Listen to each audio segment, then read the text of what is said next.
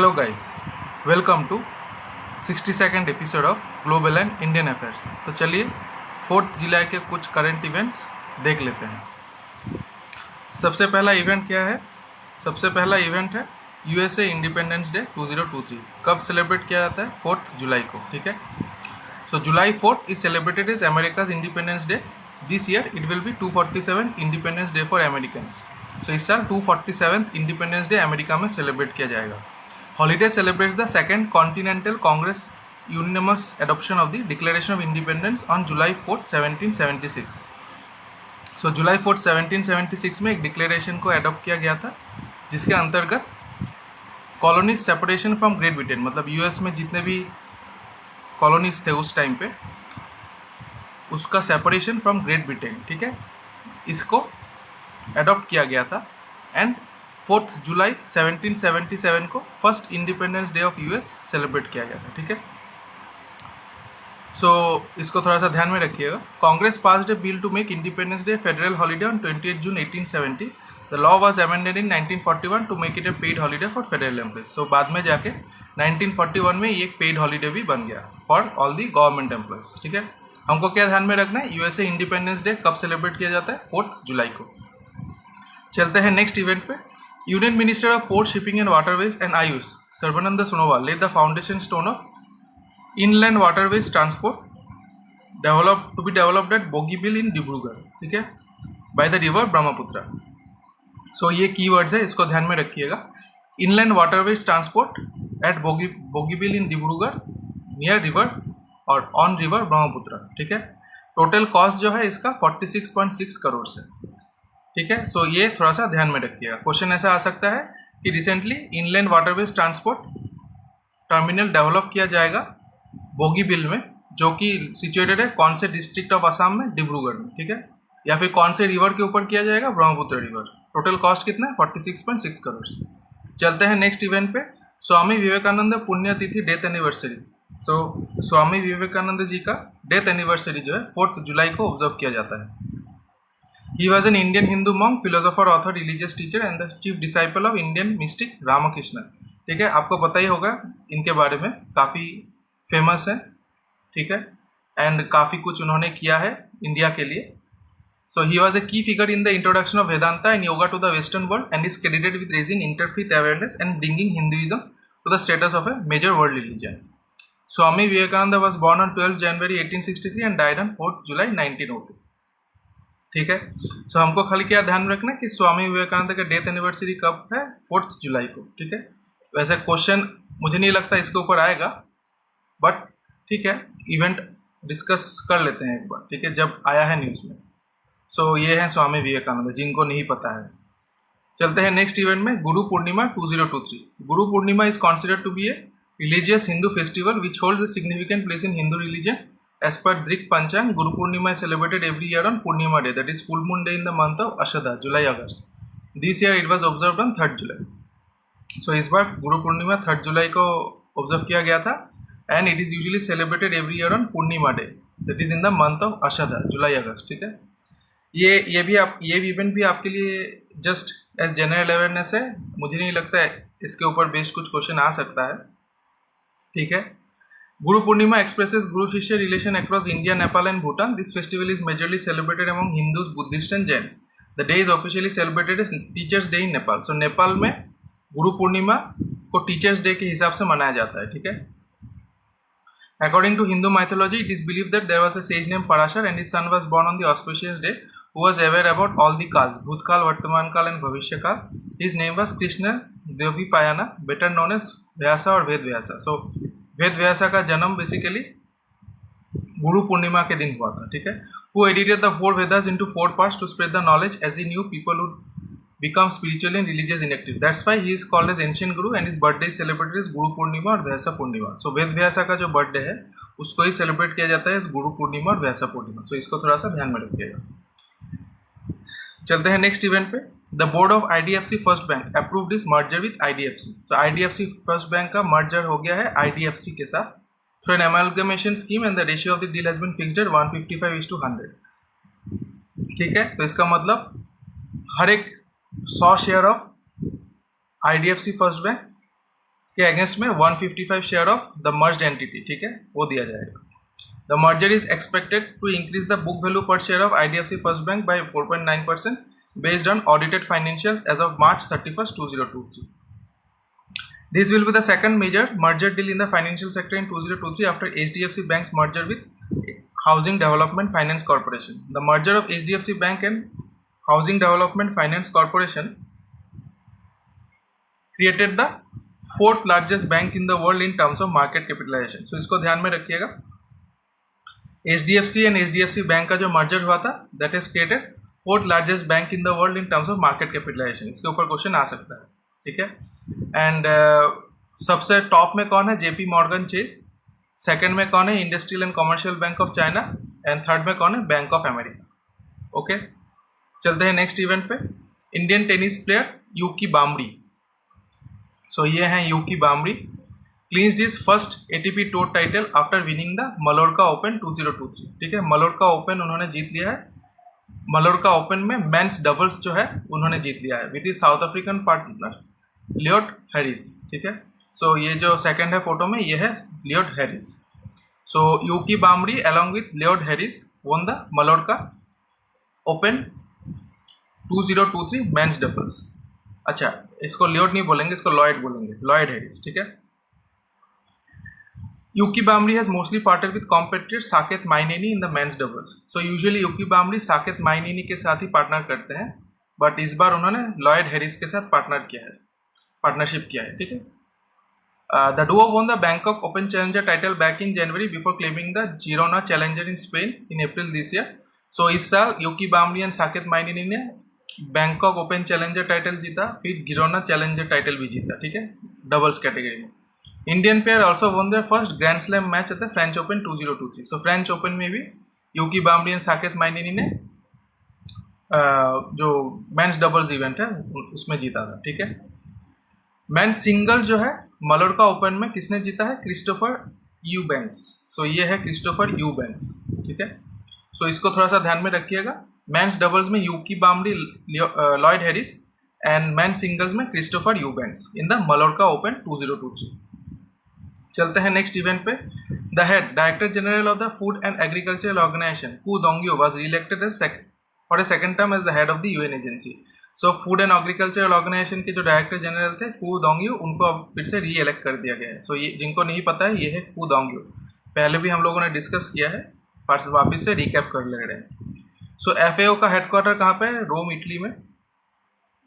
FAO formed on 16th October 1945 and FAO has 195 members, 194 countries along with European Union. So European Union में already 27 members है. ठीक है. लोगो है ये. Okay, सो इसको थोड़ा सा ध्यान में रखिएगा, इंपॉर्टेंट इवेंट है, आ सकता है. चलते हैं नेक्स्ट इवेंट पे. इंटरनेशनल डे ऑफ कोऑपरेटिव्स 2023 कब ऑब्जर्व किया जाता है? फर्स्ट सैटरडे इन जुलाई को ऑब्जर्व किया जाता है. इस साल 1 जुलाई को ऑब्जर्व किया गया क्योंकि 1 जुलाई फर्स्ट सैटरडे ऑफ जुलाई था. ठीक है. In 1923 the International Cooperative Alliance establish the first Cooperative Day to commemorate the ideals and principles of cooperation. So International Cooperative Alliance ने 1923 में इस डे को एस्टेब्लिश किया था. ठीक है. Over time the event evolved and was renamed as International Day of Cooperatives. United Nation General Assembly officially recognize International Day of Cooperatives in 1992. So union recognition कब मिला? 1992 में. ठीक है. The 17th Indian cooperative congress was held at Pragati Maidan, New Delhi on the occasion of International Day of Cooperative. So India में 17th Indian cooperative Congress held हुआ था. कहाँ पे? न्यू दिल्ली में. ठीक है. The main theme of the 17th Indian cooperative congress was Amritkaal prosperity through cooperation for a vibrant India. PM Narendra Modi also launched e-portals of e-commerce website for cooperative marketing, cooperative extension and advisory services portal. Anyway, हमको खाली ध्यान में क्या क्या रखना है. International Day of cooperatives कब observe किया जाता है? फर्स्ट सैटरडे इन जुलाई. 1923 में इंटरनेशनल कोऑपरेटिव अलायंस जो है एस्टेब्लिश किया गया था. UN जनरल असेंबली ने 1992 में इसको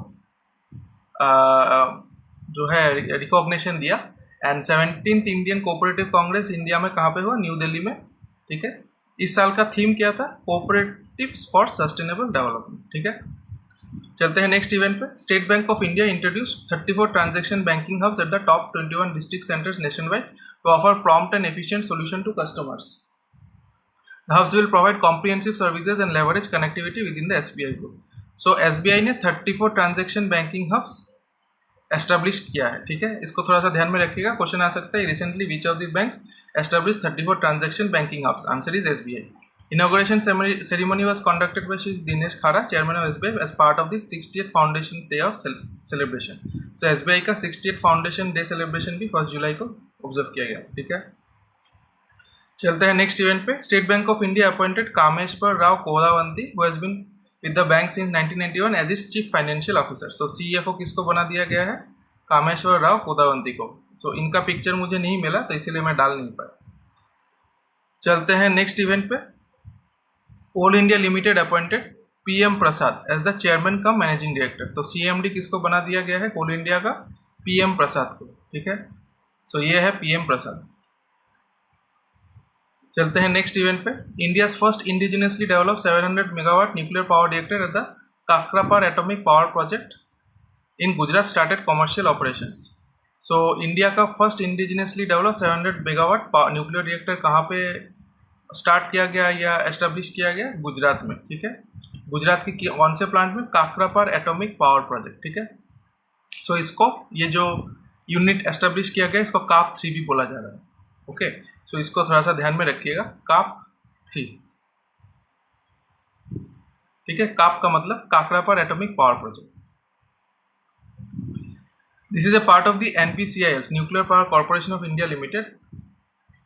2 700 megawatt pressurized heavy reactors at Kakrapar, which is also home to 2 220 megawatt power plants. Okay, so Gujarat में basically NPCIL 2 700 megawatt pressurized heavy reactors जो है वो एस्टेब्लिश करेगा, जिसमें से काप 3 एक है और एक आने वाला है काप 4, ठीक है. काप 4 का जो है टेस्टिंग चल रहा है. सो काप 3 एंड काप 4, ठीक है. The NPCIL plans to build 16 700 megawatt pressurized heavy water reactors across the country and has granted financial and administrative sanction for the same. So NPCIL जो है basically 16 pressurized heavy water reactors 700 megawatt capacity का build करेगा across India. So construction of 700 megawatt nuclear power plant is underway Rawat Bhata in Rajasthan, Gorakhpur in Haryana. So Rawat Bhata in Rajasthan में RAPS 7 and 8 चल रहा है का construction.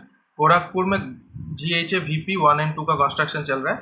Government has sanctioned building of 10 indigenously developed PHWRs in fleet mode at 4 locations. Gorakhpur in Haryana, Chutka in Madhya Pradesh, Mahi Banswara in Rajasthan and Kaiga in Karnataka.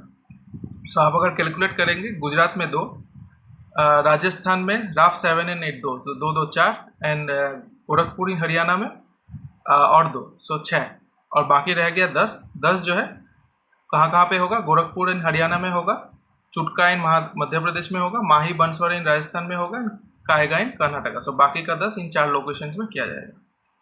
चलते हैं next event पे.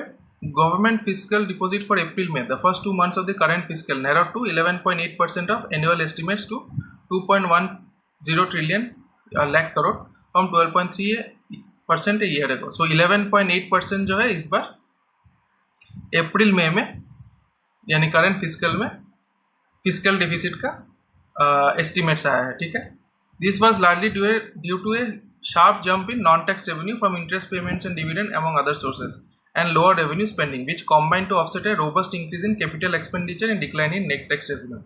Centre aims to bring down the fiscal deficit to 5.9% of GDP during financial year 2024.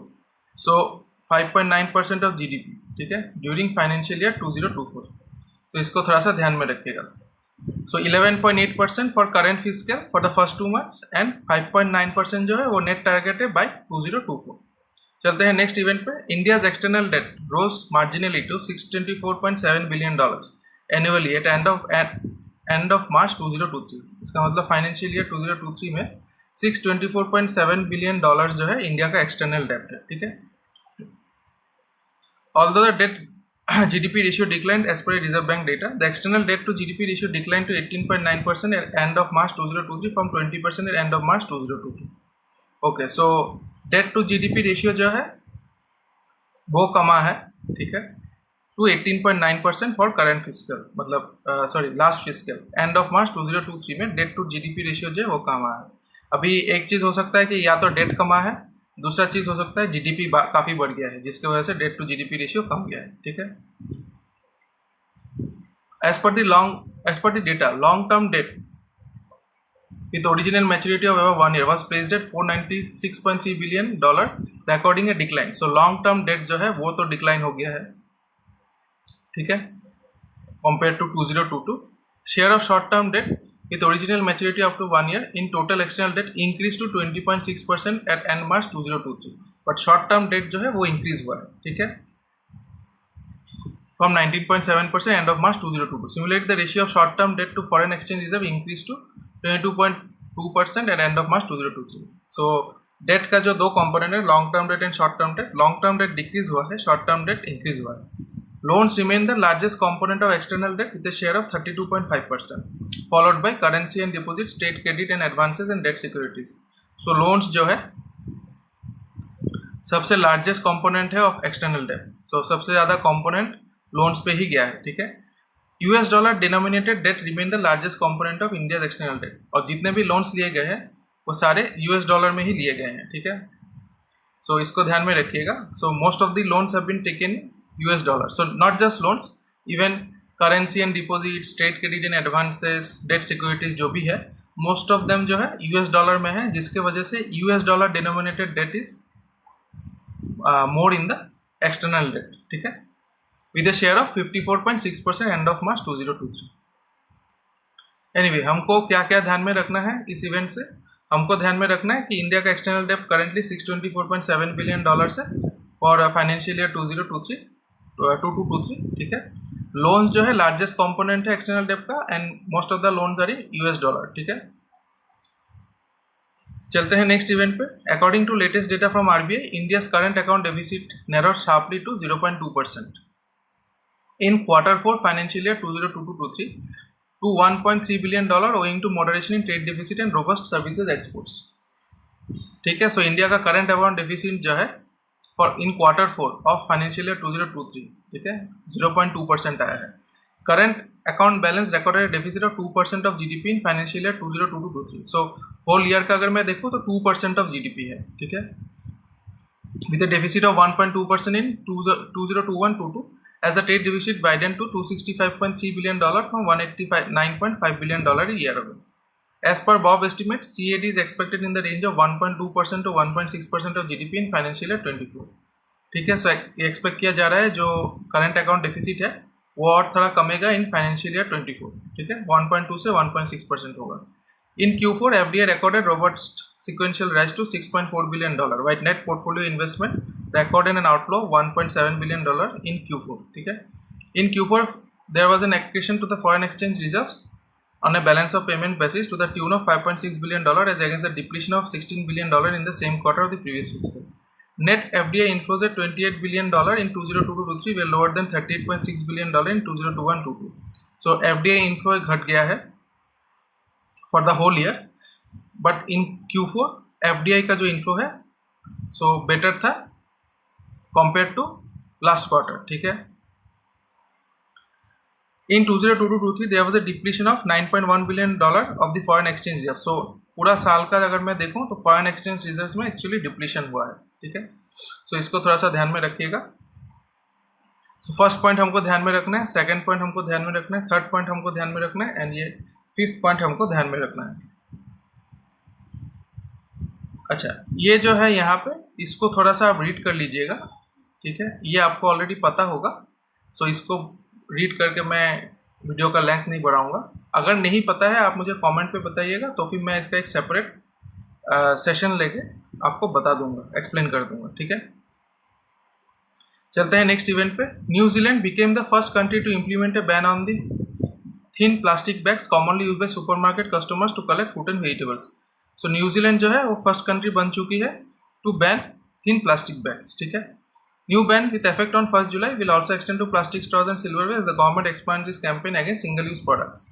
New Zealand began efforts to minimise plastic use in 2019. Anyway, हमको क्या ध्यान में रखना है, पहला वाला पॉइंट कि न्यूजीलैंड फर्स्ट कंट्री बन चुकी है to ban thin plastic bags. Surpassing Uttar Pradesh, Karnataka and Maharashtra, Tamil Nadu regained the top spot in electronic exports. So Tamil Nadu जो है top spot in electronic exports उन्होंने रिगेन कर लिया है उत्तर प्रदेश, कर्नाटक एंड महाराष्ट्र को बीट करके. Exports from the state are valued at $5.37 billion in the 2022-23 financial year and consist of a 23% share in the electronics market, according to export data released by the state government. So total जो value है exports का $5.37 billion है for financial year 2022-23, ठीक है, और 23% share in the electronics market. तो हमको क्या ध्यान में रखना है कि recently which state has regain the top spot in electronic exports? Tamil Nadu, ठीक है. Tamil Nadu is now home to over 15 leading electronics manufacturers including Foxconn, Tata Electronics, Salcomp and Pegatron. So आप यहाँ पे देख सकते हैं financial year wise share of India's exports दिया गया है, ठीक है. चलते हैं नेक्स्ट इवेंट पे. Andhra Pradesh chief minister Y S Jagan Mohan Reddy launch the Jagananna Amma Vodi scheme for the 4th year. So Jagananna Amma Vodi scheme Andhra Pradesh CM ने लॉन्च कर दिया है फॉर द 4th ईयर, ठीक है. सो ये जो है इनिशियली लॉन्च किया गया था 9 जनवरी 2020 में. Under the scheme, financial assistance of 1693 crore will be deposited into the bank accounts of 43 lakh beneficiaries. So current जो 4th ईयर वाला स्कीम है उसमें 1693 करोड़ डिपॉजिट किया जाएगा, ठीक है. टोटल जो शेयर है मतलब इस स्कीम के अंदर द 4 ईयर्स 26,067 करोड़ जो है डिसबर्स किया गया है टिल डेट, ठीक है. इस स्कीम के अंतर्गत एक्चुअली क्या किया जाता है? It provides for mothers or recognized guardian in the absence of mother 15,000 per annum for sending their children to school.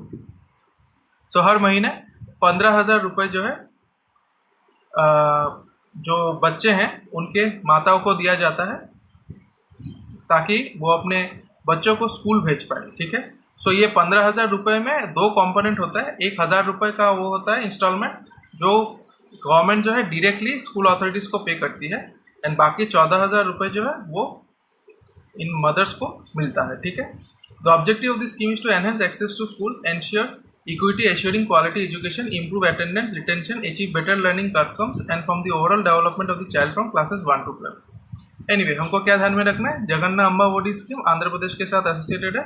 1693 crore disburse किया गया है for 4th year and 26,067 crore जो है वो total corpus in the 4 years जो डिसबर्स किया गया है, ठीक है.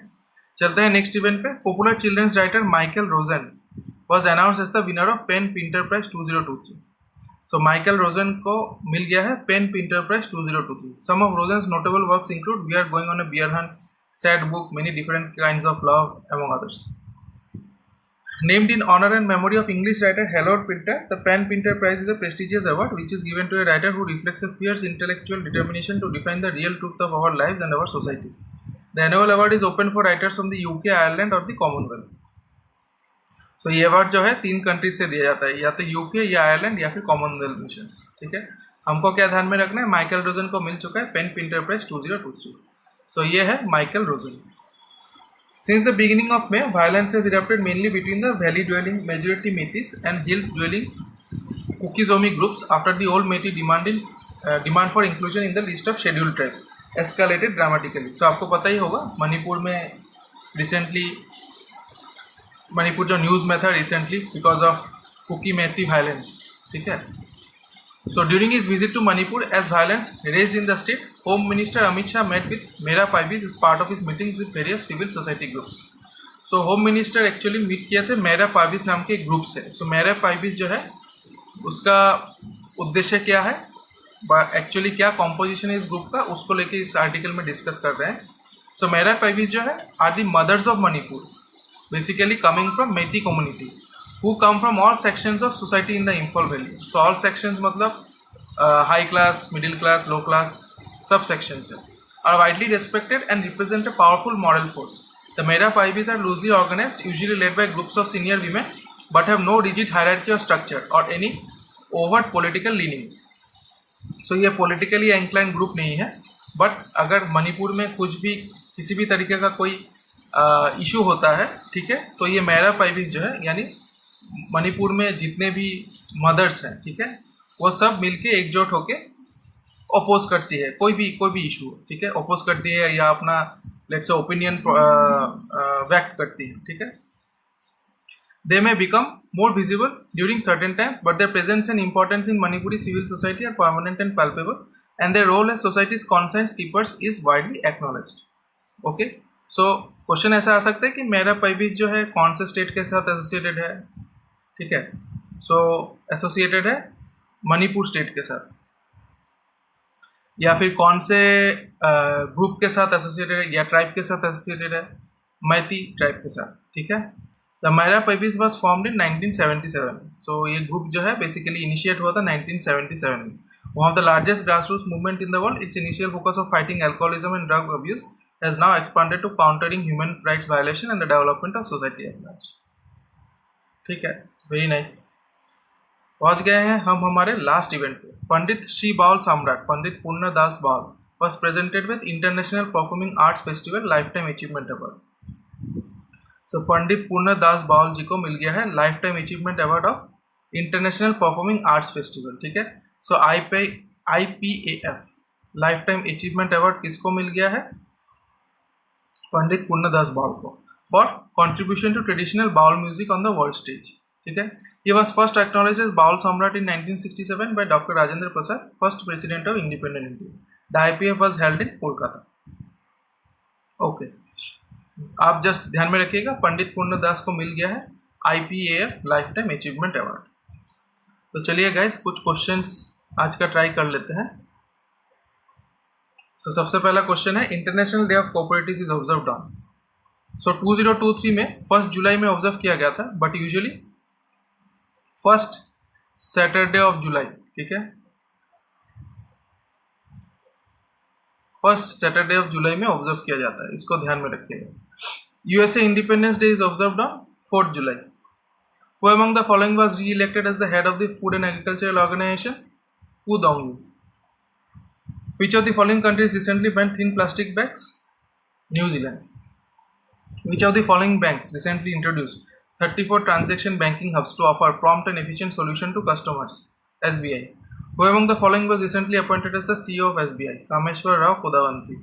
Who among the following was recently appointed as the chairman and MD of Coal India? PM Prasad.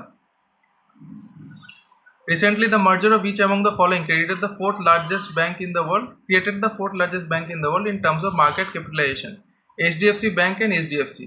India's first indigenously developed 700 megawatt nuclear power reactor KAP3 started commercial operations at the Kakrapar Atomic Power Project, which is located in Gujarat. Jagannath Amma Voting Scheme associated with which of the following states? Andhra Pradesh. Who among the following was recently awarded with the Pen Pinter Prize 2023? Michael Rosen. Who among the following pairs won the Mallorca Open 2023 men's doubles title? Yuki Bamri and Lloyd Harris. Which of the following states recently came at the top spot in electronic exports in India in terms of value? Tamil Nadu. The Mera Paibis, also known as Imas or Mothers of Manipur, are associated with which of the following tribes of Manipur? Meitei. The center aims to bring down the fiscal deficit to dash of the GDP during financial year 2024, 5.9%. As per latest RBI data, India's external debt rose marginally to dash annually at end of March 2023. $624.7 billion. According to latest data from RBI, India's current account deficit was at dash for financial year 2022-23, 2%. Which of the following countries will hold the G20 presidency in 2024? Brazil. तो इसको ध्यान में रखिएगा। इसके related event मैंने नहीं दिया है, बट लास्ट डे हम लोगों ने स्टार्टअप 20 शिखर समिट के बारे में डिस्कस किया था, ठीक है। सो उसी में ये जो टॉर्च है G20 प्रेसिडेंसी का, उसको पास कर दिया गया है ब्राज़ील को। Sarbananda Sonowal recently laid the foundation stone of inland waterways transport terminal to be developed at Bogibeel in Dibrugarh, ठीक है, जो कि असम में है। सो ये चारों जो है असम में ही डिस्ट्रिक्ट्स हैं। Who among the following was recently awarded with the IPAF Lifetime Achievement Award for his outstanding contribution to traditional Baul music? Purnadas Baul. So इसको याद रखने में प्रॉब्लम नहीं होगा, क्योंकि बाउल बाउल मैच हो जा रहा है, ठीक है। सो बाउल याद रखने से ही हो जाएगा, सरनेम में भी बाउल है। तो गाइज आज के लिए इतना ही, मिलते हैं अगले एपिसोड में। आशा करता हूँ ये एपिसोड आपके लिए इंफॉर्मेटिव रहा होगा। अगर अच्छा लगे तो काइंडली वीडियो को लाइक कीजिएगा, चैनल को सब्सक्राइब कीजिएगा एंड अपने दोस्तों के साथ डेफिनेटली शेयर कीजिएगा। ठीक है, चलिए अभी के लिए इतना ही, मिलते हैं अगले एपिसोड में। Tata and bye bye.